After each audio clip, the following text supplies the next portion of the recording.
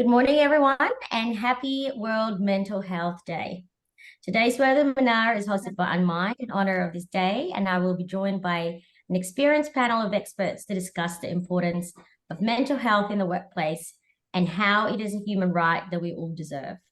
Unmind is the leading workplace wellbeing platform on a mission to create mentally healthy workplaces where employees can thrive. So before we start off, I would like to do an acknowledgement of country, and I would just like to open today's session acknowledging the Gadigal people of the Eora Nation and the traditional custodians of the lands that I'm speaking from today. I acknowledge the lands of which you are living, learning, and working from, and I want to pay respects to elders past, present, and emerging, and to all Aboriginal and Torres Strait Islander peoples online with us today. So my name is Dr. Aileen Alegado, and I will be your host along with several other panelists with me. I'm a clinical psychologist and director of Mindset Consulting Psychology and founder of Envision Wellness Retreats. My 15-year history working as a psych started off in the neuropsychology field, and now I'm in private practice that has evolved into a wider interest in self-development, peak performance in areas of leadership, work, and personal relationships. Now, I just want to kick off with a little bit less formal intro as well. That a fun fact about me is that it's my birthday today. So I'm very excited to be sharing this day and a day off with the world for World Mental Health Day. So welcome. Thank you, everyone. And I will pass us on to the team that will be joining me for the next hour. Rhys? Brilliant. Thanks, Aileen, and happy birthday. Thanks for joining us today. So I am Rhys. I am based in Melbourne. I work for a company called Arup, which is a design engineering consulting firm, and I am in the climate and sustainability services team. But my interest here is because I have been a part of the Wellbeing Champions Network within our Melbourne team and also across the region, working closely with our leadership team and our grassroots team. And also I have a vested interest. That's sort of a lot of personal fact, I think, to break the ice about me. My interest here is really from an extensive battle with Crohn's and really how that shifted my relationship with work and really brought mental health and the importance of it to the forefront for me, and then making sure that it's really something we all are aware of and how we can help influence within the workplace. But a fun fact that people are often surprised to learn about me is that I'm a twin. So that was quite interesting growing up with somebody else experiencing all of life's milestones. Yeah, thank you. Thank you for having me today. Good morning. I'm so happy birthday, Aileen. It's so exciting. I love a birthday. My name's Bonney. I'm pretty thrilled to be here today because my area of specialization is workplace mental health, specifically male-dominated, heavy industry, high risk. So I'll often be introduced to an organization during a crisis time, could be suicide, could be a workplace death, right through to helping develop best practice around mental health in the workplace and anything that touches the human condition, really. In advocacy, I'm on the board of the Australian Men's Health Forum and also Global Action on Men's Health. So I do a lot of work here in Australia and around the world to really try to push better policy and strategy for men's health around the world. I'm an ambassador for Beyond Blue and I'm a counsellor as well. Fun fact, I have a dog called Vincent and he's a French bulldog, and we're both appearing in a series. I think it's a mini series, a Paramount Prime series. On Monday we're being filmed as extras, as dog walkers. So that's my little thing I do on the side to manage my mental health. Thank you. Well, that is a fun fact, Ray. Extra in a Prime TV show, a Paramount TV show. That's great. Hi, everybody. Really excited to be joining this panel today of absolute superstars, and special happy birthday to Aileen as well. My name's Luke O'Connor. I'm the Senior Partnerships Manager at Unified Music Group. Unified is one of Australia's biggest independent music companies. We represent artists like Vance Joy and Ocean Alley, Tash Sultana, and a whole range of incredible Australian artists. I have been a lifelong musician, and also I was a social worker in previous roles before I joined the music industry's Mental Health Charity Support Act, where I worked throughout the pandemic, kind of reforming the workplace conditions for people who work in music. So yeah, really exciting time, and I'm happy to be here today. A fun fact about me is that I play in a band called Fools. It's a 12-piece band. It's obviously not good for my mental health, the fact that it's 12 people in a band, but it's a lot of fun. Thanks, everyone. Well, it sounds like we're surrounded by like celebrities here. So what a day to be sharing Mental Health Day and talking about why it's important to be talking about mental health and well-being in the workplace. So before we kick off with the questions, I wanted to just do a few housekeeping things for everyone.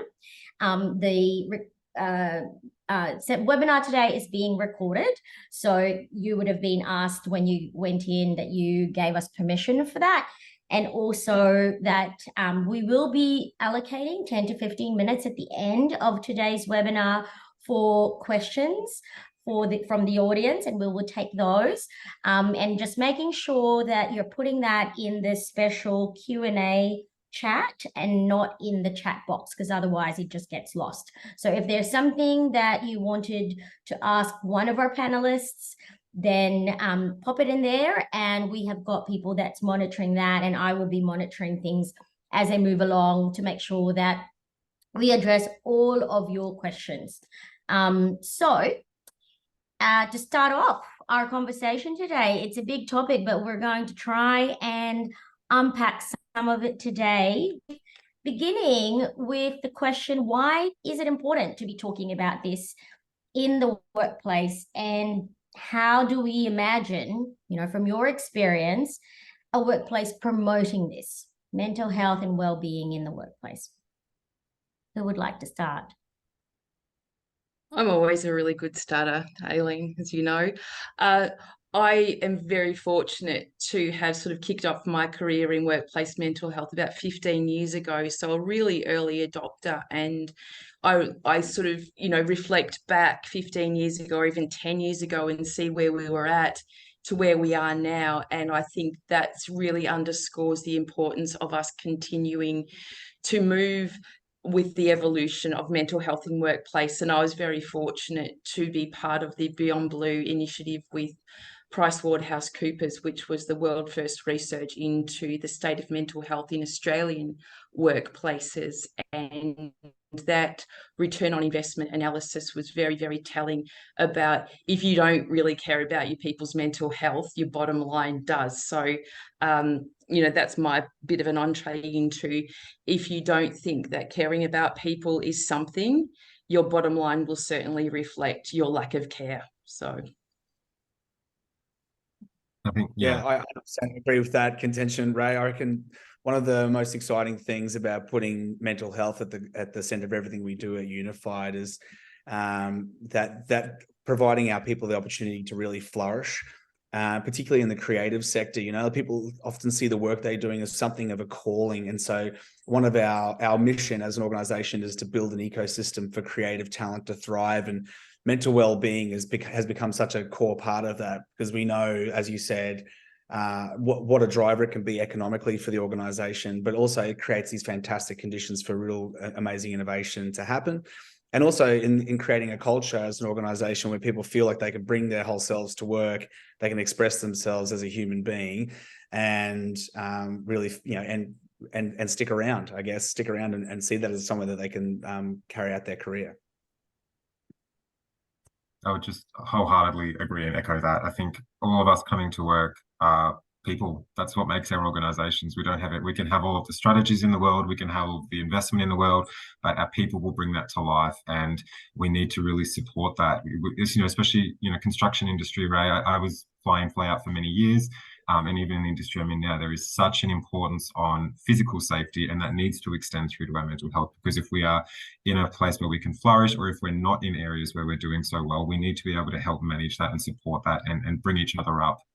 So it's kind of, you can't talk about people and mental health because they're just so intrinsically linked. And then within the workplace, we spend so much of our time there.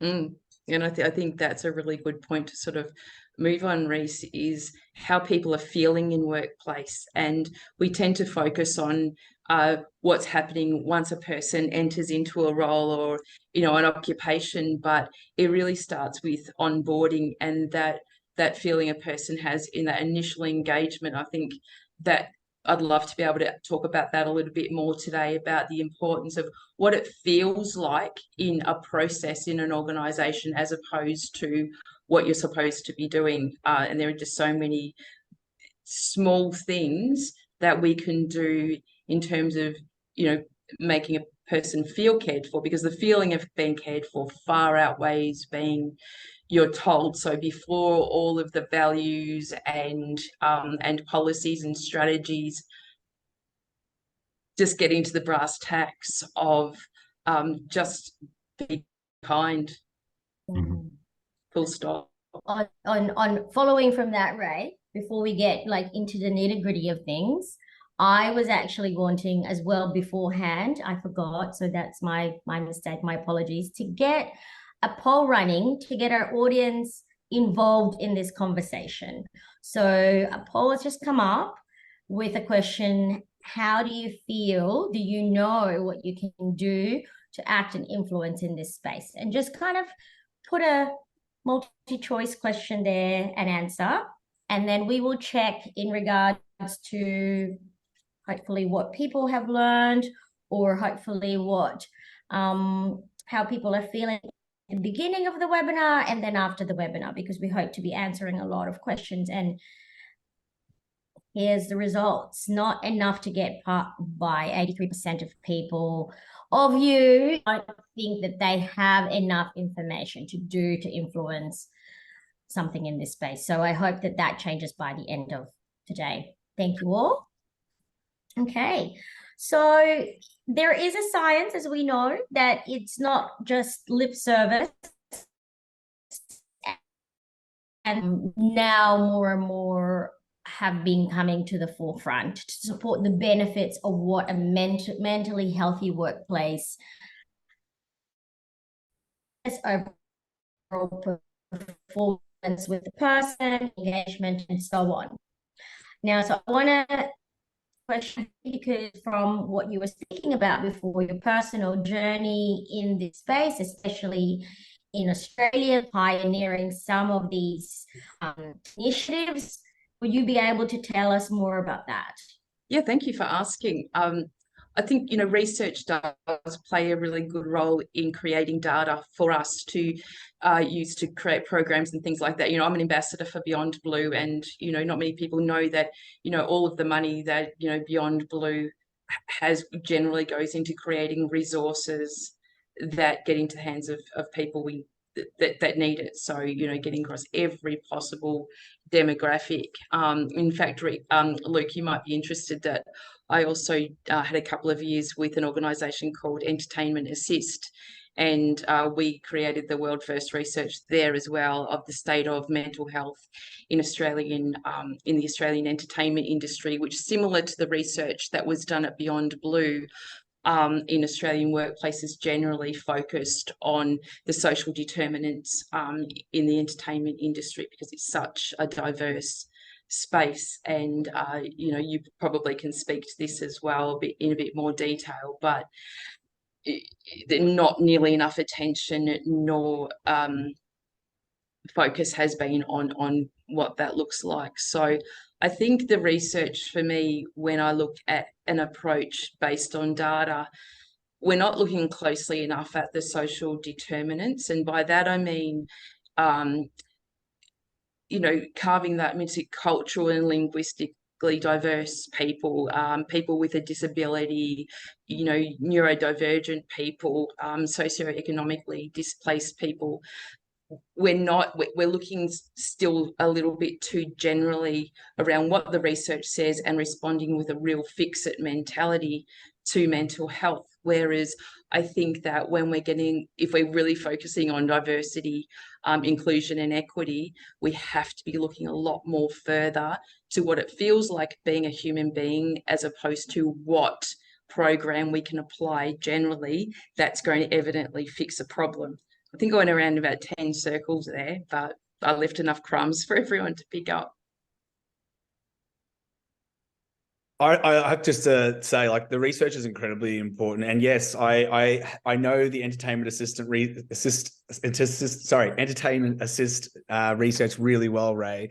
I spent a long time poring over that, and then obviously we continued some of that work at Support Act with research post COVID. And it was really important because I feel like, particularly in an industry like music, there are a lot of assumptions made about what are the drivers of mental illness. And what came out of the research that we undertook after COVID was that there were areas that were being neglected, and the fact that the workforce was seen perhaps as like one large monolith, as opposed to discrete segments of a workforce that needed different interventions to support them was really, really important.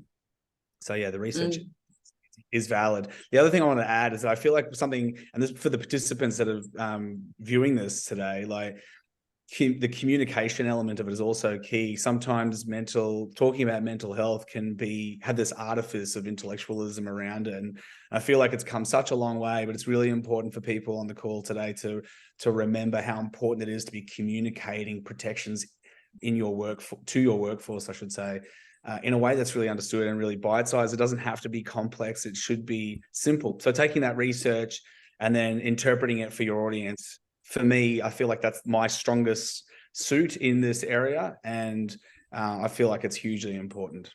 Yeah, and I think moving away from that, we've been awareness raising for so long that I think we have enough evidence, enough data, and enough socialization that we should be now moving into an action phase. Agree. Sorry, Rhys, I cut you off. No, when I think about my journey, it's the research, actually, to your point, Luke, was so helpful in being able to have those conversations to kind of extend my influence. So, when I found, the team of us found that a lot of the time, the leadership we were dealing with were very much on board and, wanting to cultivate that environment for their teams, but they also had a learning journey to go on. So by having that research and being able to make it bite-sized and digestible for them to then put into action alongside us actually helped us create action a lot quicker. So I think the research has been so valuable to have that credibility and also some really clear implementable actions and outcomes that we can take, because we're all often moving through this at the same time. We're all trying really, really hard, but if we can put our brains together and who are the right people who can help us drive that change in the areas of the business, it was a big takeaway for me on this journey. But I think it also has to be relevant. And again, we sometimes look at this sort of more global picture of mental health and a fix-it mentality. I'm actually sitting at one of my clients right now, Bonney. They make yogurt, the best yogurt in the world. And you can probably hear the trucks going by. But, in my 3 years here, the approach has been very, very specific about the audience here. There's, again, the social determinants here are very, very different because of where it sits, as opposed to, something in the west of Victoria. So my approach to creating my approach to mental health here is very specific to Bonney, with data that's pulled out of Bonney and what is it that they need specifically to address. And I think that that's probably organisations aren't recognising the impact that they can have on their people in terms of retention, presenteeism, absenteeism, injury. I mean, we can measure here the reduction in work cover claims, for example, as a result of taking care of people. It's just so exciting. I love research. Love it. And that aligns so much with the Unmind approach, Ray.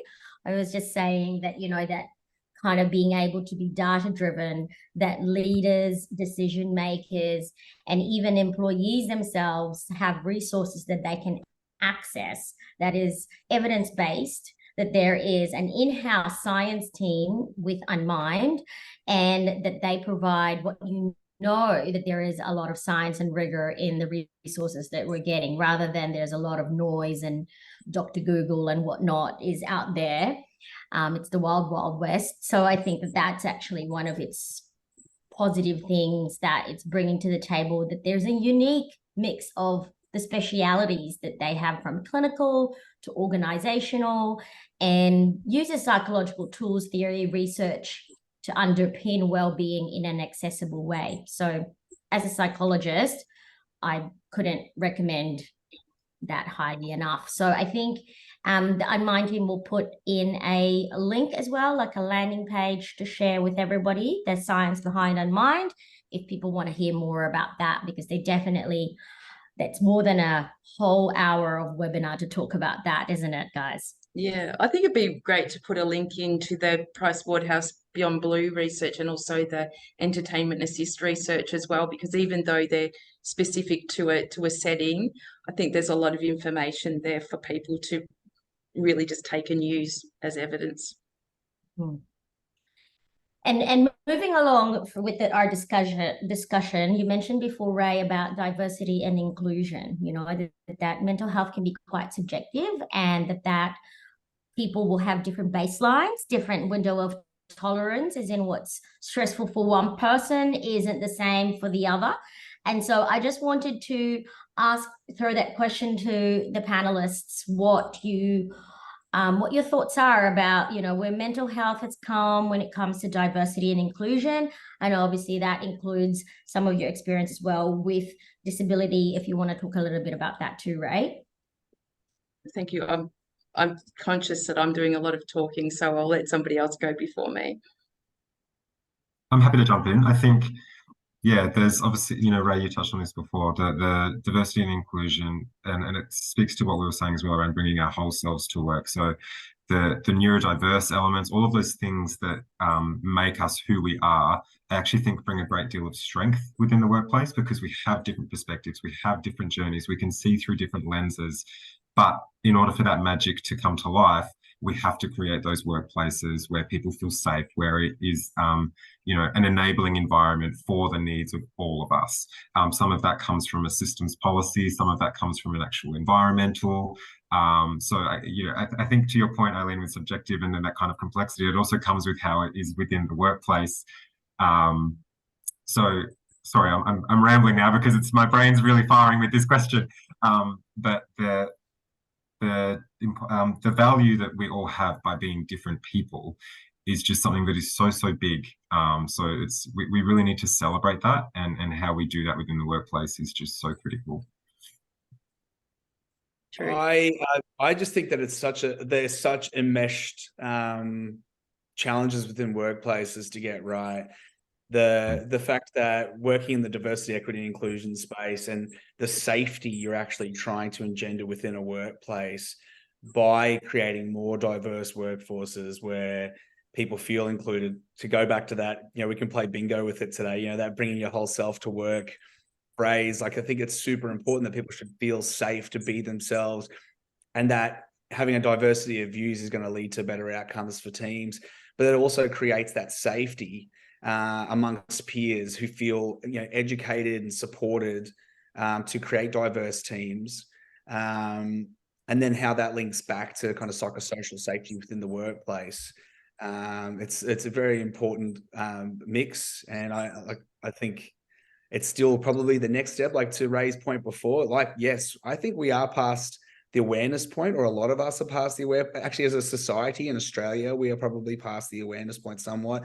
There's a lot of awareness around mental illness. Now it's just about understanding, help seeking, breaking the stigma down around help seeking, and then moving into the new complexities around workplace mental health and safety, which is this area of, like, how are we talking about gender equality, and how does that relate to psychosocial safety? How are we talking about you know, cultural diversity, and how does that relate, and how do we need to adjust our policies and procedures accordingly to ensure that it's something that captures the experience of all people within our workforce, not just you know, the traditional workforce that those businesses once would have had.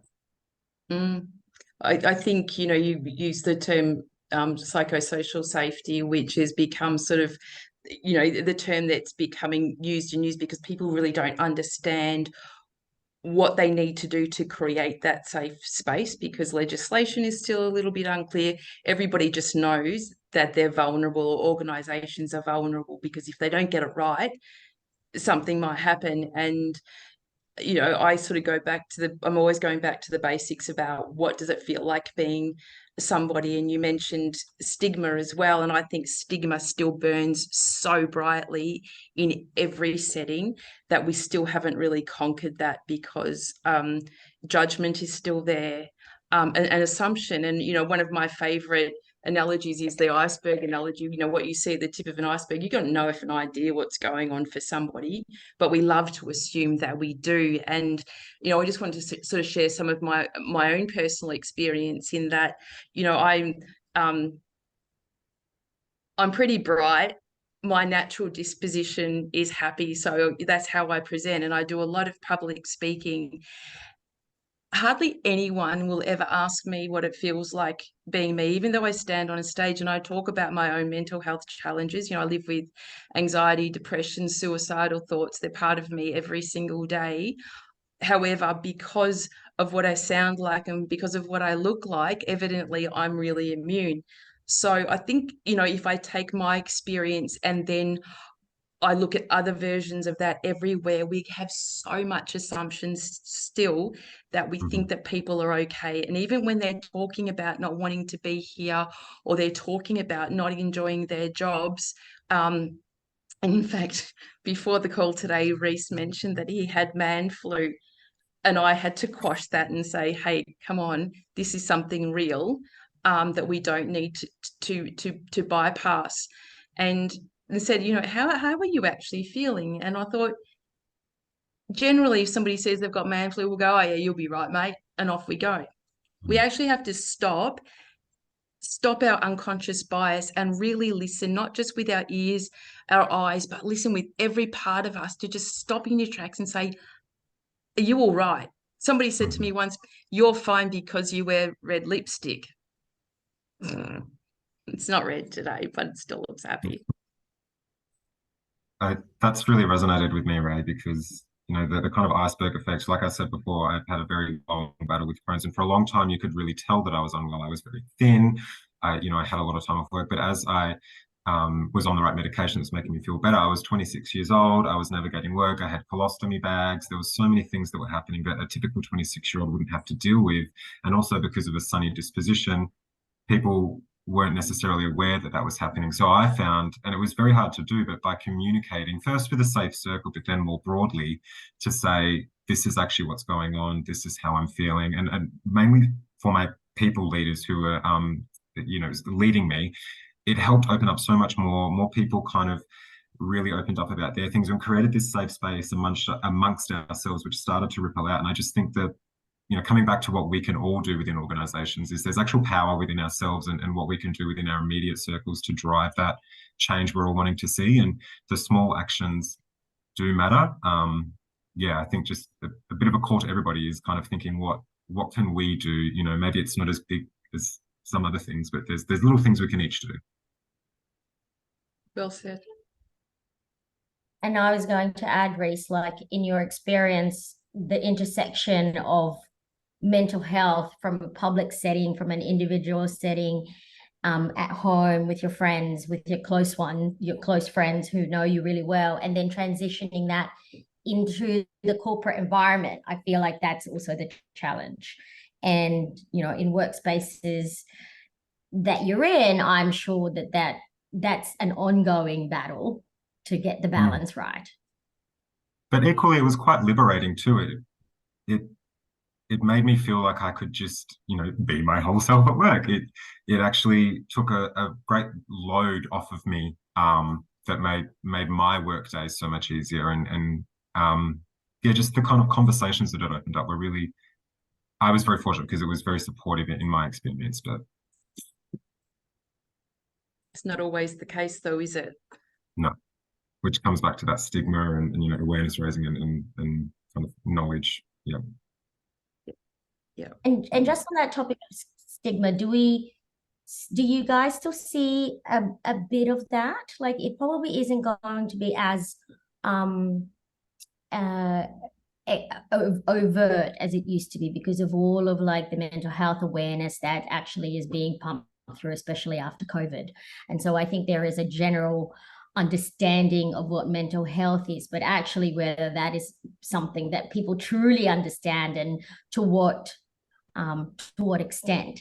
And so from outdated stigmas and cultural differences that exists, you know, does anyone have any specific maybe anecdotes of their own personal experiences when it comes to this issue? I would like to actually contest that. Sorry, you go. Well, now you're going to contest it, Ray. I reckon you should keep going. Just in terms of stigma, that it's that it's reduced or it's improved. I think in many areas it's amped up because of that awareness raising. It almost creates permission in some areas to negate mental health. There are literally people who just don't believe in it, believe that it's addressing mental health in the workplace in particular impacts negatively on production.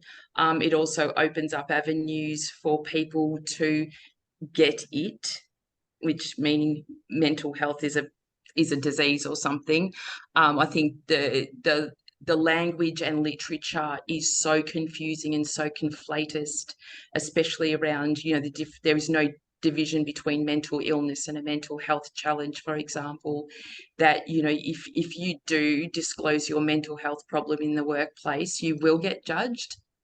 And that is still a thing. And we are still seeing it over and over again. So many, legitimate bullying and harassment claims will have an underlying a connection through to a mental health piece. So I think it's changed. The attitude has changed, but in many cases it has just created different types of stigma. Yeah, it's I a think good you hit point. another nail on the head too. Sorry, Luke, you go. I was going to say, I can only really speak to my own experience, but I can say working at Unified now, like it's the culture of progressing past understanding mental health, just mental health concerns or mental distress or mental illness or people who are going through grieving or whatever it might be, like any kind of mental distress, I guess you could say. It's really there. Like I feel like people have a natural curiosity and interest in wanting to learn.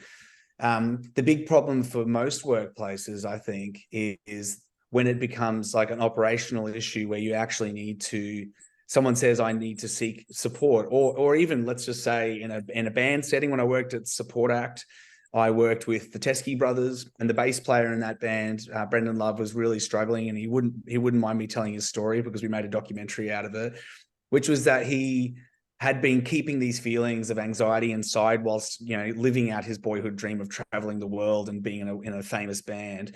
But it was really just piling up on top. But it was when he went to he knew he was in a band of people who would accept him for who he was and the challenges he was going through.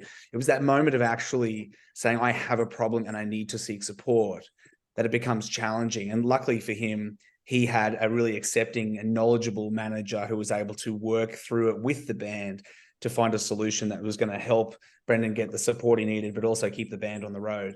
And I think that's the problem with the challenge with a lot of businesses is that knowledge within people and culture functions to really understand how are you then taking this person's, reduced performance in their role or whatever it might be to then starting these conversations to understand that there is a mental health concern going on and then turn it into an actual plan to ensure that that person is supported correctly. And although it's enshrined in lots of new state and federal legislations and whatever with return to work plans and all that kind of thing, you still need to have people in those positions who really understand such a broad range of topics and also be empathy-driven kind of management types to be able to see it through to a positive outcome. So yes, I think stigma is still there when it comes to help seeking, and I still feel like workplaces have got a long way to go, but it certainly have come a long way. I think one thing that's standing out, like in my experience, and just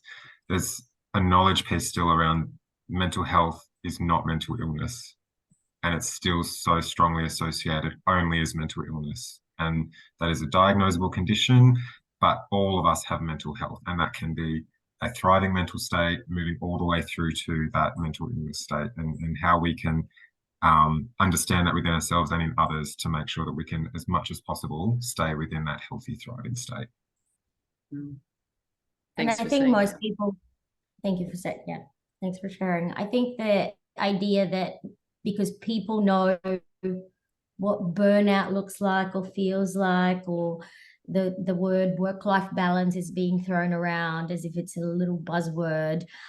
I think it sometimes, yeah, as Ray said, conflates the idea that, you know, we're all on board and on the same page with it, even though, you know, there's different definitions and different types at which, you know, it affects somebody. It can be detrimental for some people, and learning the strategies, not just for yourself to identify what burnout looks like, but perhaps, you know, being aware of what it looks like in others as well, because their struggle might be different from yours, but the symptoms definitely, you know, because we're all human, all looks the same. So I'm going to ask you all of your tips for managing strategies for burnout a bit later on, but I'm keeping aware of the time. So You've been very one well of the to keep things us that on we track, Aileen.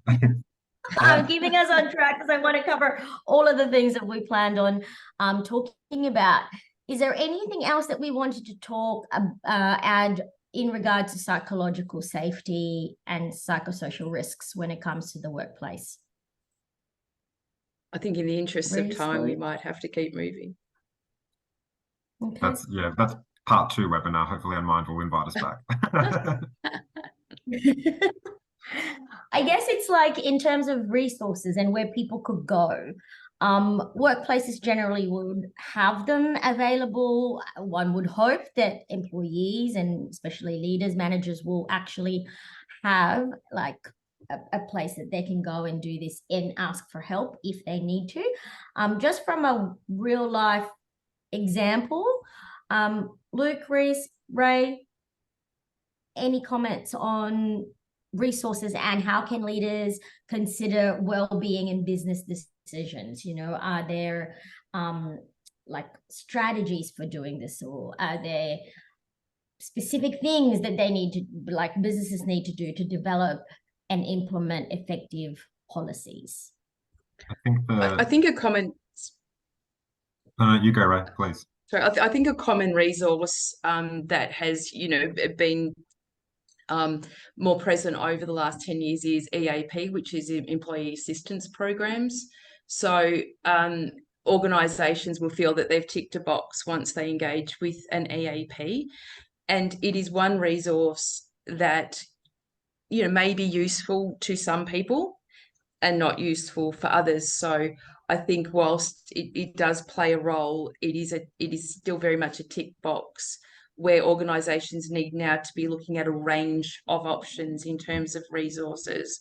So, you know, and now we have so many. Australia do resources particularly well. And you look at, again, organisations like Beyond Blue, Movember, Are You OK? You may not believe in the event side of things, but the resources that sit behind it are well researched. They're very current. Head to Health is another government initiative here in Australia, which is an online resource. I think it's got something like 700 and something different support pathways on it that are free for everyone. So organisations don't often know that these resources exist. And I think that's the problem that we have, that resources sit in the grassroots. They're not raised up for us to know what is available to us, because quite often we're not planning for when the ship goes down that we know exactly what to do. And that should be part of an everyday conversation, is you might be great now, but in the event you're not, this is where you go. And I think that that's not done well at all in any organisation. And I think to help organisations, the ISO 45003 that helps define it within the workplace. So I think a lot of conversations and things being here is because it is so big, it's so complex, it's so subjective. organizations or people within those organizations are unclear as to where to start, and they start just going that it's so big and we can't tackle this. So having something that breaks it down, and then I agree with Ray, it's a whole heap of systems, processes, policies, cultural change, behaviors, but there's shared responsibility from different areas of organizations to help execute that. So It yeah, also I has think to that's a be helpful resource. accessible as well. And if it's not Yes. accessible, like here at Chobani, because Chobani celebrate mental health in a way that however it turns up, in whoever it turns up, it's celebrated. So people have no problem coming to see me, being visibly coming to see me, because there is stigma here is very, very low, but embracing mental health in a way that, wow, you're actually doing something to promote your own mental health is a celebration. So resources have to be there in a way that people don't feel, again, like they will be judged if they've access to resource as well. I think the role of the wellbeing champions can really help that too, driving it at that grassroots level, the peer-to-peer, rather than having to navigate through a intranet or a homepage, actually having people you can talk to and who can signpost and say, I've done this, this has helped here. And then, helping signpost to those resources and create those safe spaces. I think a really good starting point and something that I found really informative was Unmind's blueprint. I'm not just saying that because I'm on the panel today. It was a good document, amongst all. The reason why I liked it, and I've spoken to plenty of other mental health professionals over time, the reason why I liked it is because it, once again, comes back to that communication point. I think we don't want to other this topic so much that it doesn't just form part of our day-to-day. And I think in what leaders can do within businesses to really attack the problem is to look at operationally, what are we doing that really compromises people's mental health? Let's look at the basics like role design, the amount of workload that people are coping with, and make tangible changes in that area. It's really important, as well as, it's a great opportunity for companies to bring people together. Like, I really love the moments where we get to bring our team together to talk about a topic like burnout, which we're going to move on to soon, to get people's feelings, like how everyone experiences it differently, how you're experiencing, but we're actually having the conversation. And to have such a huge percentage of our team show up for those events is really heartwarming and helps when it's like, we're going to do something different here, but it's just going to become part of our regular day-to-day. It's not just talking about mental health as if it's this other thing. It's everyone's responsibility, and it's part of our core business. One other thing we've done that's been, we actually got some really good feedback on this yesterday, the wellbeing team here create these team leader slides, and it's intended as a talking point for our leaders to have in their meetings, whether they speak to it or just refer to it, but having topics, suggestions, exercises that they can do. And that was stemming from that we were hearing from people, they want to do this, but they're just not necessarily sure how. So giving them the tools and information and resources to spread wider within their networks has been really effective for us. That's wonderful. Thanks for sharing, guys. Certainly I was going to say, I was just last to add on that. Most people often would say that talking about mental health or their well-being is a bit scary, or even asking somebody else about it, because it might give other people ideas about, oh, I'm not doing so well, or this or that. But most people often would say, actually, it's just nice to be asked, and it is more of a connecting thing than it is a disconnection thing. So often when people can notice something and don't pull something out, and not having these structures in place can be much more harmful than it is helpful if we're not saying something. So I think being proactive, having these kind of structures in place and protocols in place that, people can kind of feel comfortable to be behind it, rather than just stepping out as an individual person, manager, and so on, and have the support of their firm is really important, especially for, high pressure work environments, people that might have billables and where peak performance is expected. But then how is the mental health of those high performers, high achievers, how is that kind of looked after for that, right? So fantastic. Well, Luke, you brought up a great topic about burnout. Is that something that you'd like to quickly speak to us about in terms of your Right now. experience. Yeah, what has been your experience of Well, burnout or even in your organization? quick check-in moment right now. I'm not feeling burnt out, which is really good. You know, music is a really kind of interesting ecosystem. You know, like there's so many small businesses, independent people, artists. And so burnout is a topic, particularly in my last role, which comes up a lot. People are always talking about burnout. And I think one of the major things that I like to refer to now is like that idea of scrappy self-care, which a really great friend of mine, psychologist Ash King, introduced me to, particularly as there's such a fast-paced environment where people are often doing a myriad of different roles within one role. Like the average artist manager is basically the earth and the entire universe to the artists that they're working with, which is something that I'm always talking about boundaries with artist managers, but I'm also talking about how can they practice self-care amongst all of the myriad of responsibilities they have. So, you know, where am I finding time to ensure nutrition? Where am I finding time to ensure that I'm getting good sleep? Am I looking after my physical fitness? Am I practicing mindfulness or meditating, or am I just finding time to read? Or in some instances, am I just not being in a noisy room or at a gig and not hearing anything, just experiencing some silence for a moment? So I feel like, although those sound like really small adjustments or small messages to a person, that it's kind of the first step. It's like burnout is obviously this point where, you know, your cynicism about what you're doing is fully kicked in. You just want to absolutely walk away from it. But what can you do incrementally in your day-to-day to make a change? And it's the same within my workplace now. You know, like it's a fast-paced environment where people are really trying to strive every day. It's a really entrepreneurial environment too. And so I think it's that kind of mindfulness moment to say, hey, let's put in a trigger point here, and like this is where perhaps it's time to pull back and have a break.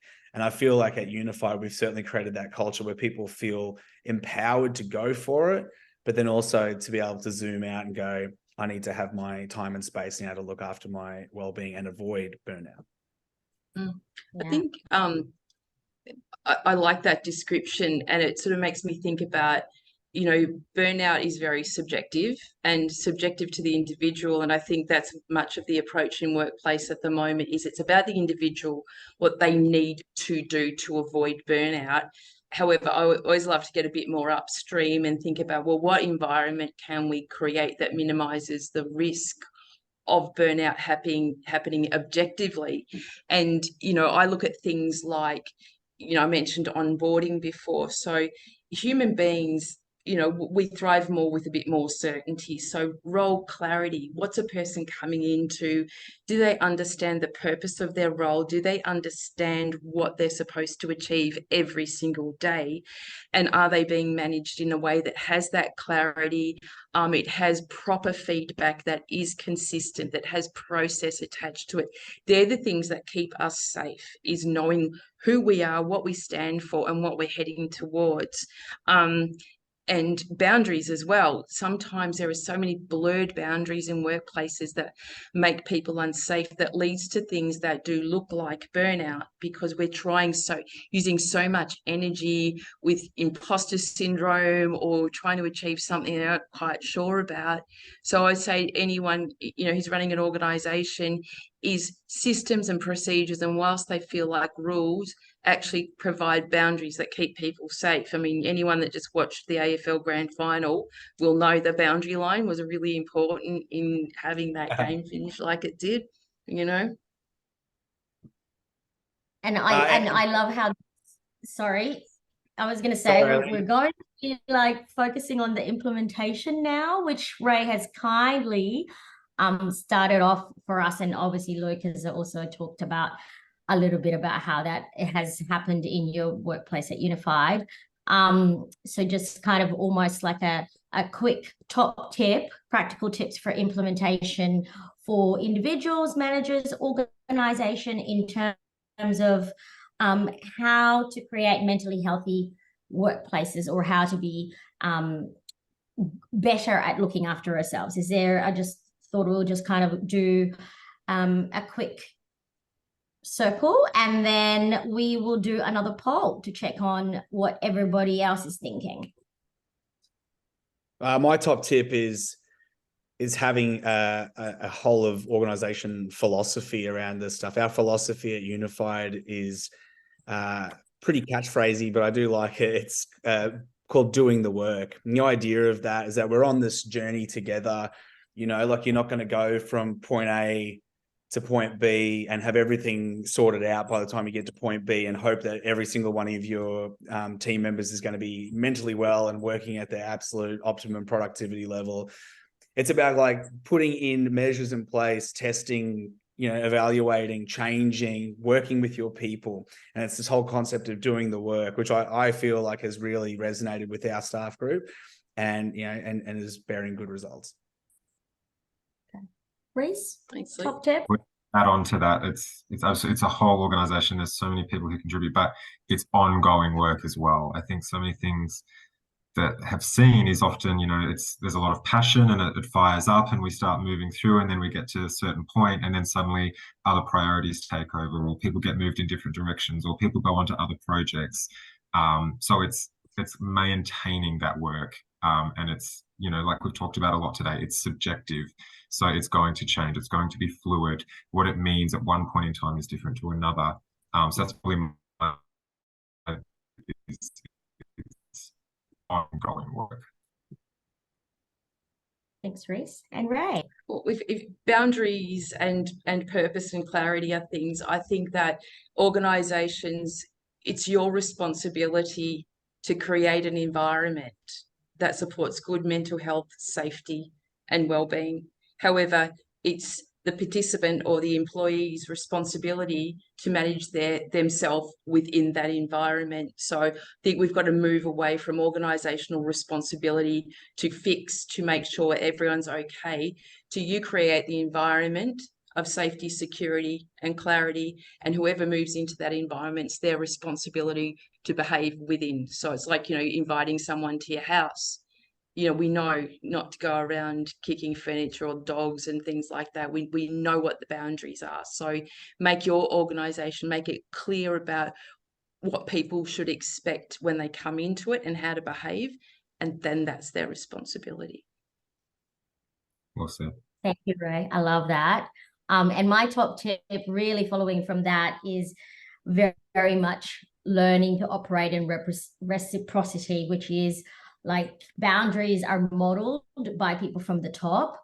And so having leaders that are healthy and open to talking about their own mental health and self-care and well-being, whether that is finishing on time, but also knowing that, you know, when there is a big project, it's actually okay to stay back to help the team out and be a team player. And so I feel like when you are looking after yourself, you are actually going to be helpful to others and be there to be helpful to others in that way that you can identify if somebody's in trouble. And so that operating and modeling in reciprocity and creating positive work cultures would be my top tip.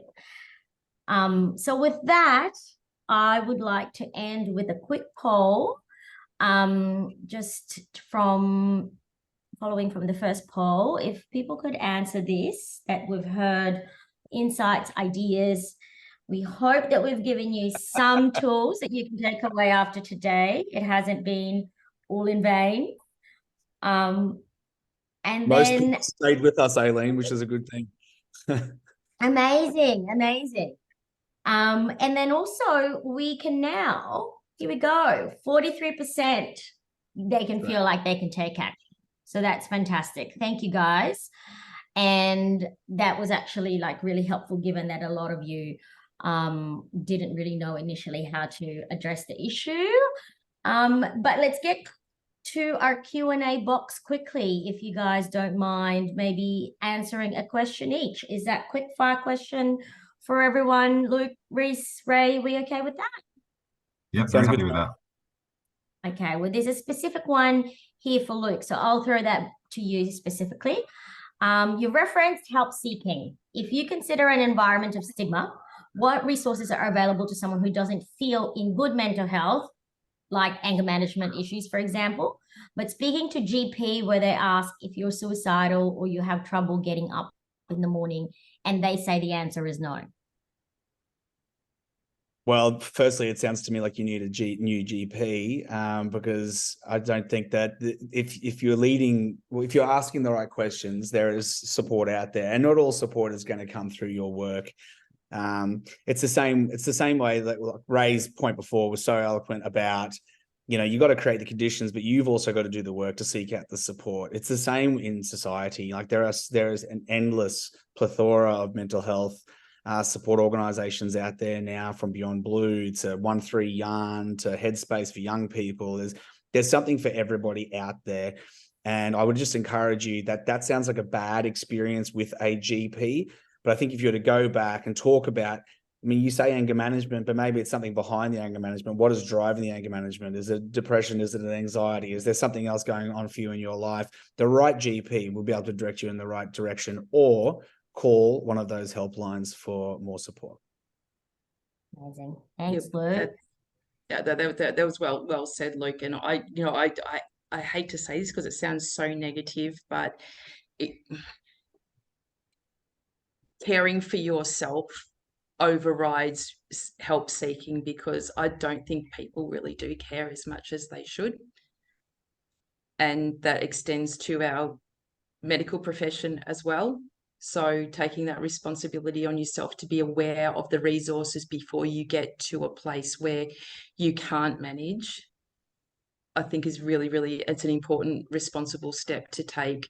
COVID was a perfect example. Is overnight, our world changed, and the people that fell over were the people that didn't have a plan A, plan B, or any plan at all in the event that things turn south.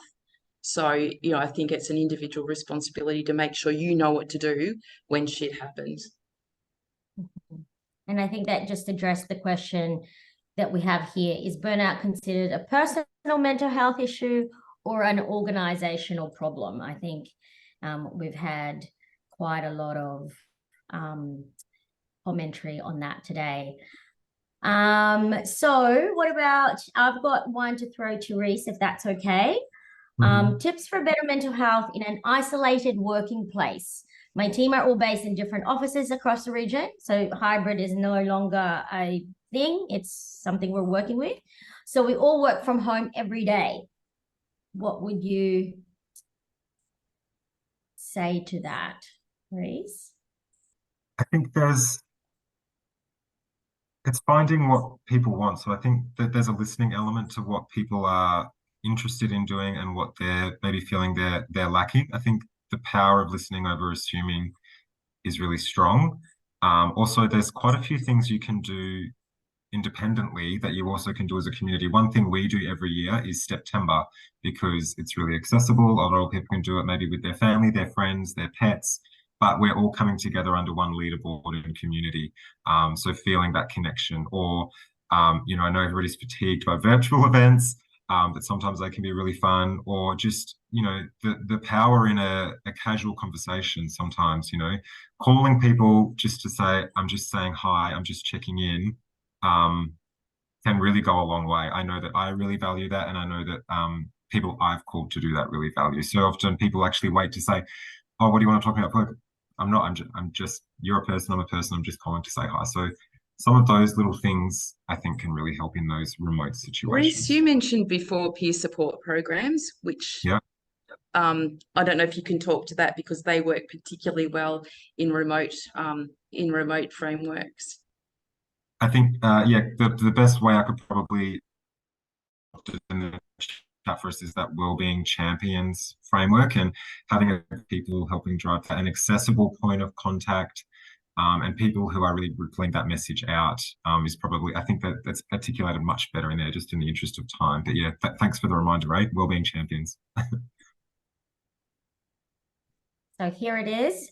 We've just kind of put up a QR code. So if you would like to sign up free for that today, Unmind has got your back when it comes to learning a little bit more about the things that we have spoken about. And unfortunately, we're out of time, but I would like to acknowledge the panelists who have been here with us today, and for everybody who has tuned in. Thank you so much for staying with us and celebrating World Mental Health Day. We hope that you've learned a thing or two, have actually put a couple of extra tools or strategies in your toolkit. And we hope that mental health and well-being is not just something that we talk on a day like today, but it's something that we get to talk about further and progress the conversations about it, because it's really important. And here in Unmind, and with all of us signing off, we would like to wish you a very good day. Thanks for joining us. And Happy thanks, birthday. everyone. Happy birthday, Thank you. yeah. Happy birthday, Aileen.